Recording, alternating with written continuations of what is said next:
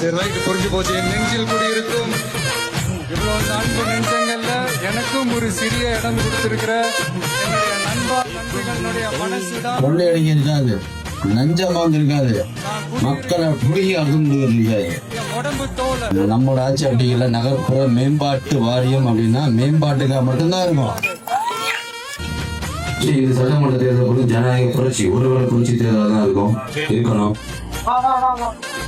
அந்த தேர்வுக்கு உண்டான சிறப்பான தேர்வுகளை, சிறப்பான பயிற்சிகளை நீங்க படிக்கும் போதே சொல்லிக் கொடுப்போம்.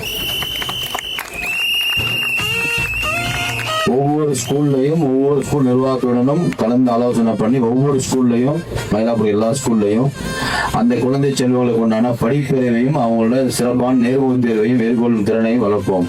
சிறப்பான நன்னடத்தையும் கொடுத்தாலே, வேலை வாய்ப்பு கொடுத்தாலே அவங்க இந்த ஒரு தமிழ்நாட்டை மட்டுமல்ல உலகத்தையும் மாற்றி காட்டுவார்கள்.